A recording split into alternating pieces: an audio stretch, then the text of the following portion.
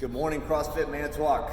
Coach Matt here. This is your workout for Tuesday, and I wanted to start off with just a couple observations and some encouragement. Number one is that it is harder than ever to do the cool down and mobility stuff. It's cold a lot of times in garages and basements, or it's cramped, or there's not a group of people sitting around to talk with you during that time, but that does not make it less important. And I'll tell you, throughout all the moving equipment and dragging stuff to and from all the different satellites and everywhere we're going, my back has been really sore and tight. So it was kind of a reminder to myself, like, oh, hey, dummy, you got to do your tissue work, right? Don't neglect that, even though we're in different locations or we are just not in the normal routine of doing stuff. And then that everything, all of our motivation, the people that have been emailing me saying like, hey, it is really hard to stay motivated in this time. And like, yeah, that's absolutely right. If you rely on the emotional response of like, let's all get together, let's do this because there's energy in the group. If that's the fuel that gets you going, you have less fuel these days. And the only solution for that is action. Right? The motivation is not just going to come to you if you sit on the couch and wait for it, right? It's not going to come to you if you're sitting, scrolling Facebook and looking at all the negative stories that are out there. Motivation comes from actually doing the thing or getting started. And usually my personal rule is like when I feel like crap and I don't want to do anything, that if I can tell myself like just get through the warm up, just start the warm up. Once you get through the warm up, you get a little sweat going, you get your muscles warmed up, and you started doing some of the movements of the workout. You will get through the rest of it. It is like one of those weird things that you kick it off, you get that momentum going, and it'll roll you through the rest of the workout, even when you don't feel like you got a 3-rounder in you today, right? At any rate, that's my encouragement for today is to just get through the warm up, right? And it will happen after that. So today we're doing 3 rounds for time, but they're relatively big rounds, right? I expect this to take in the mid 20-minute range. So think of this as your longer like strength endurance workout, get a little bit of conditioning in the body weight, conditioning in the hinging pattern, and working on grip strength today. So we're gonna do 50 swings.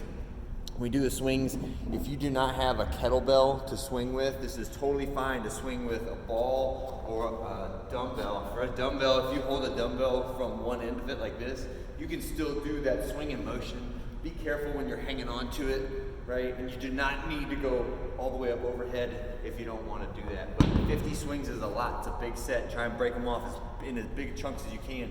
If you want to swing a ball, right, you can do the same motion with a ball if you want to. And I also put on there an option. If you want to just do like ground to overhead with a heavy object, that's totally fine too. Or let's say you don't have either of those, but you got a plate, you can do the same motion with the plate. What we want to get is the core here is that hinge to extension with whatever object it is that you have. Next, I want you to just do 3 minutes of cardio. If that's a jog, set your stopwatch, jog 90 seconds out, 90 seconds back. Bike, ski, jump rope, burpees, any type of continuous motion that gets your heart rate up, but that doesn't leave you in the pain cave. That's where we want to be for that. Next is a farmer's carry. If possible, I want you to do a pinch grip for the farmer's carry, and I want you to do halfway out with one arm, and then the other way back with the other arm.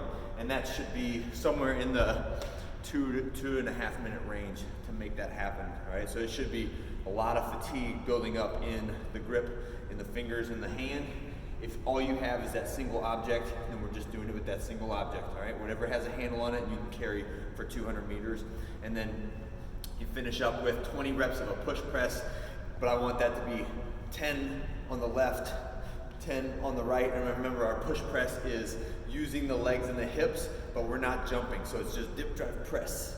So one hip extension, and the legs and the torso stays tall the entire time. So as opposed to the jerk where I'm dropping back down underneath it, all right? So don't jump on this one, just push press. 10 reps per arm, we're doing that 3 times through.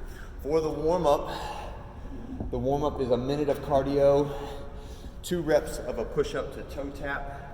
So that is push up, and then I want you to tap the left toe with the right foot, tap the right toe with the left foot. That's 1, 2, tap, and 3 and 4. Next, we'll do hip cradles, 5 reps on each side. So pick your knee up. I want you to reach outside the leg, and pull the knee and the shin towards your chest so you feel a good stretch in the glute and the hamstring on that one. And then 5 reps on each side of a quad pull. So this one, try to keep your legs closer together. Don't let the knee turn out like that, right? But foot right behind your butt. 5 reps on each side. Do that 3 rounds through, and then knock out that workout. For the cool down and mobility stuff, saddle eagle is sitting down with the saddle leg, so my feet are tucked underneath my butt, my toes are pointing together, heels outside my legs, and the eagle arms is reaching one arm across, the other arm up underneath, and then if you can, reach for that hand and pull that hand back like so. It's a really good front rack stretch, working on the muscles between your shoulder blades, right? And the next one is half frog. So for half frog, we'll have one leg out in front, the other leg is out to the side, and you're gonna pull that leg out behind you if you can, getting 90 degrees between your legs right there, and then reaching kind of 45 degrees across the middle. A minute on that, and then after that, hit that tissue work as needed, all right? Hey, great job everybody over the weekend. I saw lots of optimistic and positive posts with people posting their runs. I got to do a run with Audrey. It was fantastic. Great family time together, just being active. So keep that up, stay positive, and we'll see you guys tomorrow.